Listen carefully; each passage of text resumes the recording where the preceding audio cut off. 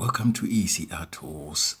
Following on from our last video with Adam Gorin on the subject of inequality generally and inequality in the UK, we carry on further to explore this aspect of our social existence.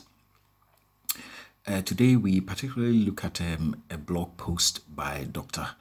Koldo Casla Lyle Baker.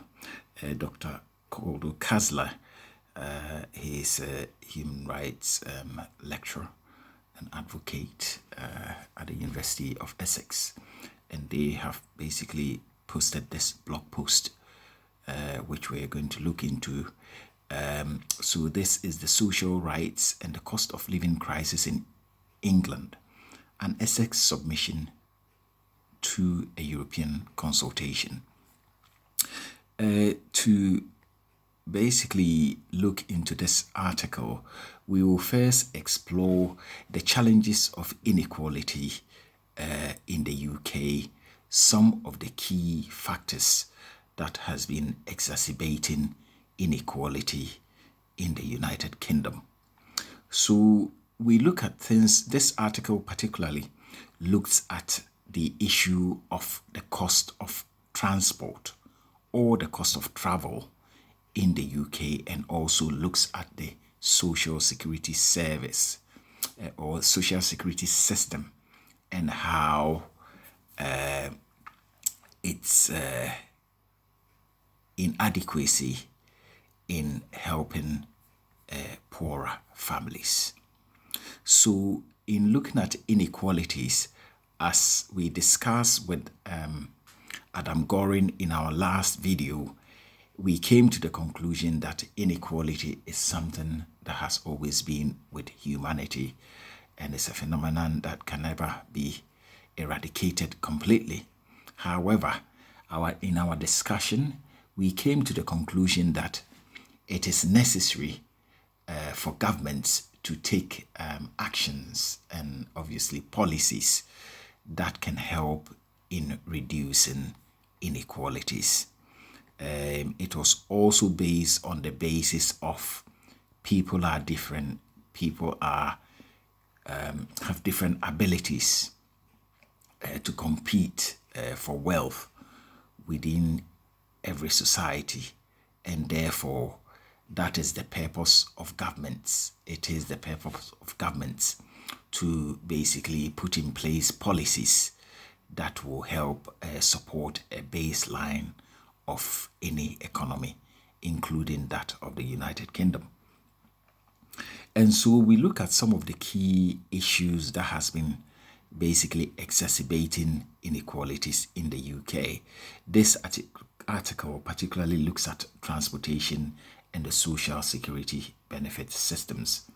But also in today's economy, we look at things like the cost of food, the cost of education, the cost of students' accommodation, the cost of housing, the cost of fuel,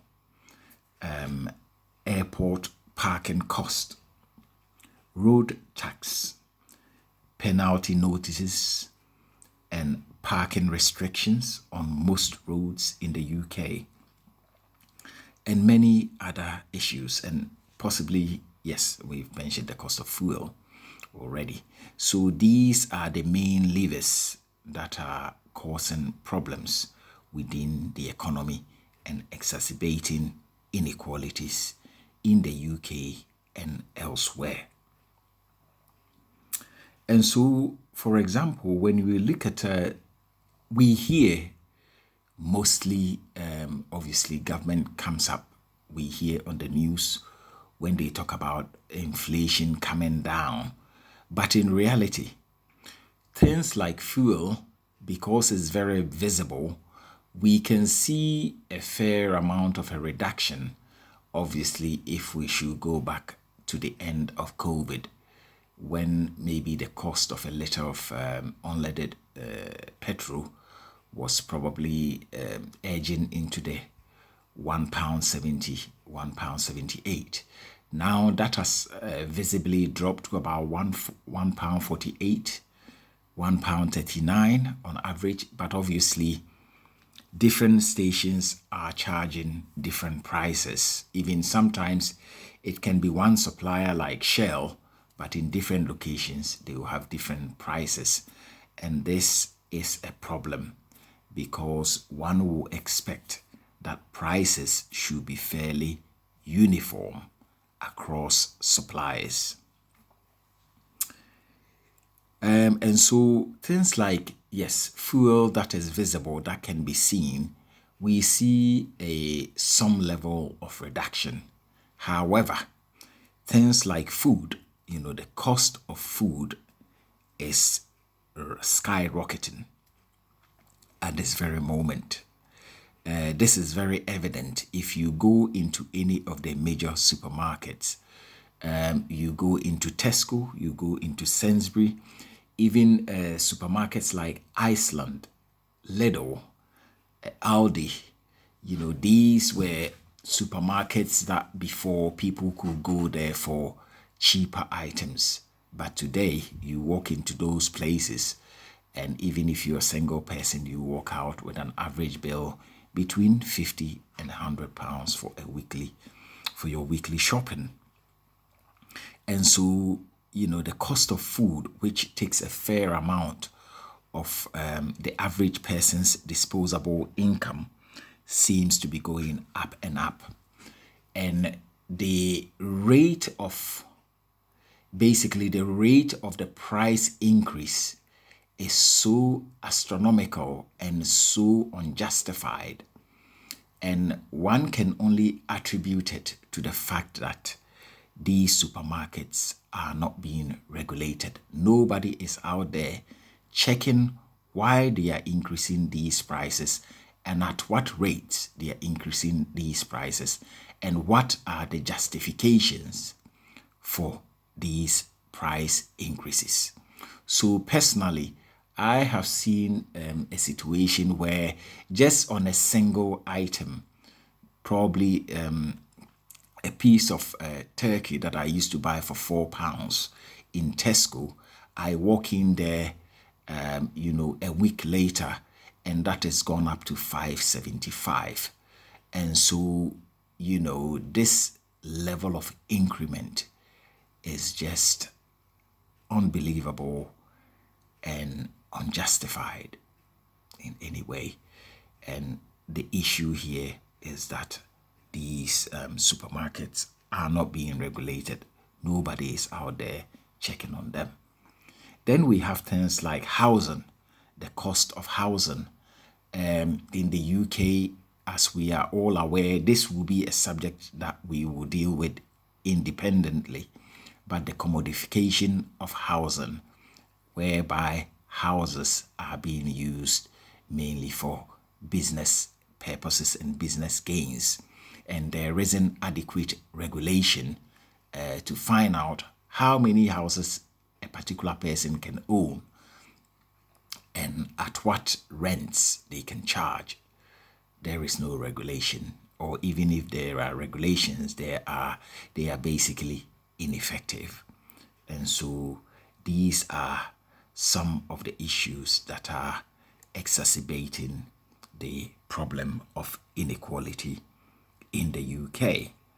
And so we talked about the cost of fuel that has visibly reduced. Obviously, they have not come down to the levels before COVID, but one can say that you can visibly see some level of reduction in recent times. Then you have things like airport parking charges. Once again, these are just skyrocketing.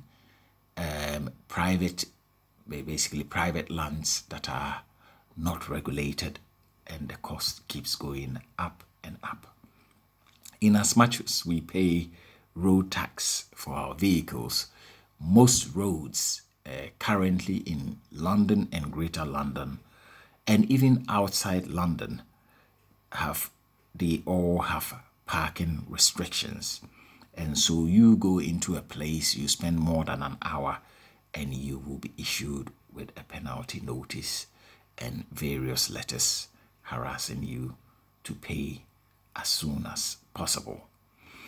And so these are the challenges that we face at the moment. I will go on to basically look into this blog post, read through it to see what is being said by Dr. Koldo Casla and Lyle Baker.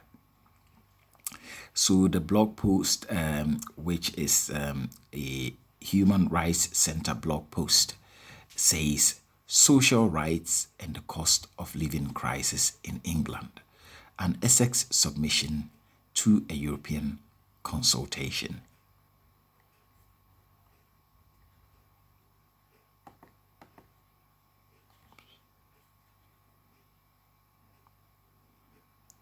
So that reads, Lyle Baker and Dr. Koldo Casla. A few months ago, the European Committee of Social Rights, ECSR, launched a consultation on the escalation cost of living crisis. In response, our detailed report dives into how this crisis impacts economic, social, and cultural rights. ESCR in England, particularly focusing on the social security and public transport system. So as you can see here, if you do look for this blog post, you can basically expand to read in detail the report that was submitted by Dr. Koldo Casla and Lyle Baker to the European Commission. The government's report on the ECSR, a tale of half measures. The UK government's ad hoc report on the ECSR from December 2023 acknowledged the mounting pressure of the cost of living crisis, resounding initiatives like the Levelling Up agenda and various financial assistance programs.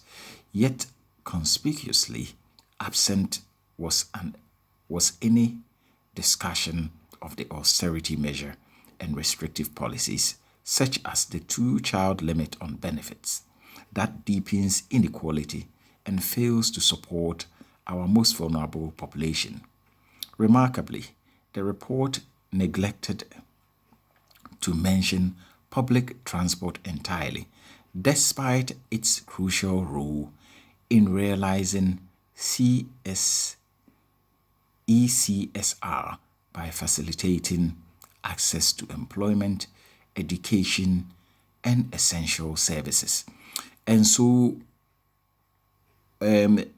what Dr. Koldo Casla and Lyle Baker are talking about is the problem of inequality that is being caused by the cost of transport that is within the UK.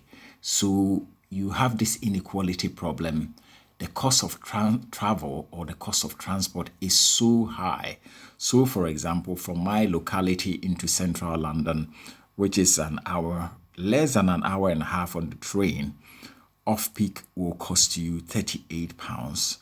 Peak times will cost you about £48 on a single journey. And so the problem is that you are struggling to move around, to find gainful employment, to access education and other essential services.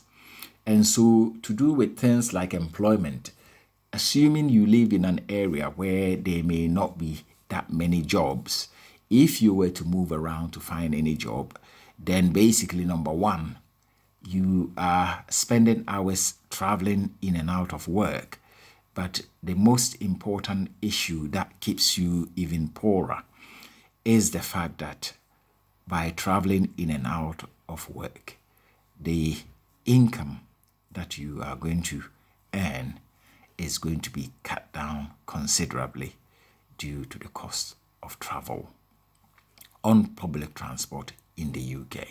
So when you compare public transport travel in the UK to other European countries, for example, Spain, or even in Belgium or Germany, you will realize that, the cost of transport in the UK is astronomically high and therefore exacerbates the problems of inequality in our society. Our focus and main findings. Our report zeroes in on two critical areas: the social security safety net and the public transport system. Here is what we found. So on social security systems, fallen short. Inflation has remained persistently high from 2020 to 2024, disproportionately affecting marginalized communities. Although inflation has stabilized recently, essential prices are still 20% more expensive than they were 2 years ago, severely diminishing the purchasing power of low-income households and making basic necessities increasingly unaffordable. And so this goes on to support basically the observations that I have personally made going into various supermarkets, keeping an eye on price increases on every single item. People should make that effort to check, because these prices are just going up and up and up, and basically taking out all the disposable income that low income families do have. So this report indeed confirms that fact. However, the current social security system, particularly the universal credit, falls short in providing adequate support for those in need. Many claimants struggle to make ends meet, as the benefits are insufficient to cover basic living costs, pushing individuals into debt and forcing many to rely on food banks. One particular detrimental policy is the 2-child limit on benefits, which denies essential support to families with more than 2 children. This policy not only exacerbates child poverty, but also prevents adequate social security for all in need. The stigma surrounding benefit claimants fosters an environment of shame and exclusion rather than one of support. Indeed, so this is also a fact that universal credit compared to the cost of basic living does not really match. And so one asks the question, what is the essence of this policy making? What does it mean? Does policymakers indeed use the basic cost of living to match how much universal credit is given off to families? And the other challenge that most people also face is the poverty trap, the issue of poverty trap. And so the social security benefit system is designed in such a way that once obviously a person qualifies for universal credit or other benefit, they may then qualify for other benefits. And so if a person was to take up a job and the job is not a good paying job, they are then more likely to lose most of their benefits, which for most times will then place them into a poverty trap by taking on a sort of a low paid job. And so policymakers are supposed to review exactly what it is that they are designing these policies to achieve. We also, in all fairness, today is the 10th of October 2024, so there has also been the talk of the government looking into the issue of 0-hour contracts. the employers or business owners have had many years taking advantage of working people and basically not giving them any security in the work that they or the service that they render to these businesses. But today the government is looking into the issue of 0-hour contracts in somehow trying to restore some of the workers' rights in the UK. So local welfare assistance schemes designed to offer emergency help during financial crisis have become indispensable due to the deficiencies of the social security system. Strengthening these schemes is vital for providing immediate relief and preventing deeper poverty. To address these pressing concerns, we recommend the new government to increase the adequacy of universal credit to align with rising living costs and implementing reform to ensure timely and sufficient support. Abolishing the 2-child limit could lift 500,000 children out of poverty, ensuring that all children receive the essential support they need. Additionally, it is crucial to reduce the stigma associated with claiming benefits, fostering a more supportive social security environment. So that is food for thought for policy makers. Then we move on to the subject of public transport, a roadblock to progress. So these are some of the factors, the cost of public transport as one of the key factors of limiting people or low-income families from making any form of social mobility and progress within their lives. The public transport system in England has been decimated under the weight of austerity measures and privatization. Funded cuts for publicly owned services have led to a decline in service quality, while privatization has driven up costs, rendering public transport both unaffordable and unreliable for many. For low-income individuals, this creates formidable barriers to access employment, education, and vital services, further entrenching inequality. So this is very much the case. I recall many years ago when we had a debate in class on the issue of privatization, where the argument was made that public services were inefficient and that they were basically operating at a loss for most of the time, and therefore this made the case for these institutions to be privatized. However, I recall making that debate that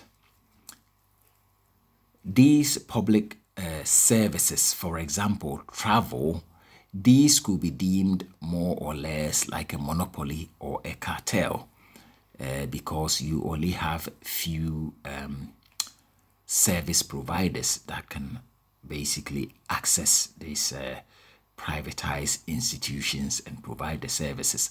Therefore, when they are in control, they can actually either decrease the service, the quality of service, and increase the cost of that particular service. And when they do, there isn't much that can be done. And so we see that this is actually evident in the rail services and so many, other privatized institutions in the UK.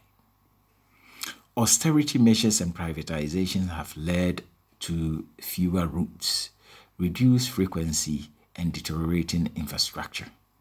Local public bus services, which are crucial for many communities, have been particularly hard hit with significant cuts, making it difficult for residents to travel to work or access essential services. Those who rely on public transport are left with limited options, often forced to endure long waits and overcrowded conditions. The high cost of fares exacerbates the problem, placing a disproportionate burden on low income families. So, once again, this is very much the case. You go to countries like Sweden, where obviously the government is in charge of public transport. So the trains are run on a timely basis. It is affordable. It is clean. There are places that I've been to where the underground actually looks like a gallery. It's so neat.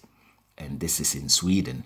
And so there is so much that the UK can learn from other neighboring countries in how they operate their public transport services. We are hit with high fares, overcrowding, limited services, delays, and a lot. And so all these institutions needs to be looked at critically to ensure that they are brought up to standards and to ensure that they are not basically causing so much problems to low income families. Our recommendation is to invest in public transport infrastructure to improve service quality and affordability. Additionally, we advocate for re-evaluating the privatization of transport service to ensure they meet the needs of low-income and marginalized population, implementing subsidies or financial assistance programs, bear with me, can make public transport more affordable, enabling greater access for those on low incomes. In July's King's Speech, the new government announced legislation to bring train services back into public ownership and to lift restrictions on publicly owned local bus services, both of which will be encouraging measures.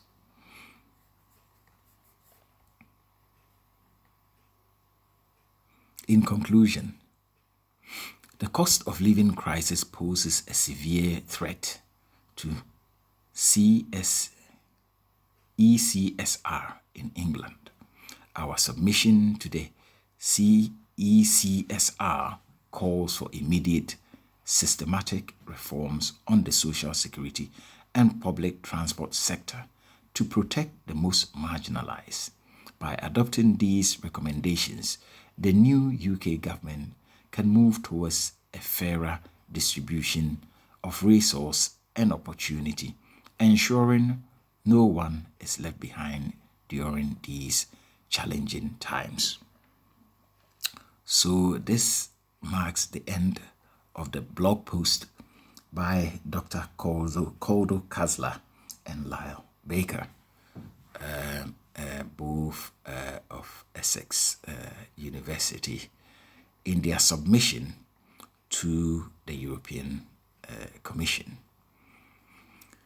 And so everything that has been mentioned here in this blog post is an important social issue that really the government needs to be looking into to address, to alleviate the issue of poverty and to help low-income families in the UK to basically improve in their social mobility. One can say that this government, from the announcement that was out today looking into issues of zero-hour contracts, the government is on track. They are basically showing a concern, and they are actually demonstrating a government that is willing to basically look after the needs of the people of Britain. And so we hope that the issues to do with the cost of food, the rate at which these supermarkets are pushing up prices will come into the fore, and it will be investigated, basically to even place penalties on the supermarkets that have been really taking advantage of this lack of regulation. So thank you once again for watching this video. There are many other issues addressing inequality that we are going to be focusing on in the next few weeks. We intend to look at the issue of the commodification of housing, the cost of education, the cost of students' accommodation, and a lot. Thank you once again for watching this video. This is a learning platform. Remember to add your comments and your contributions if you have any ideas. If you think that there are issues, or these issues that have been addressed are not real issues, then indeed add your comments and your reasons. So thank you for watching. Until our next video, goodbye.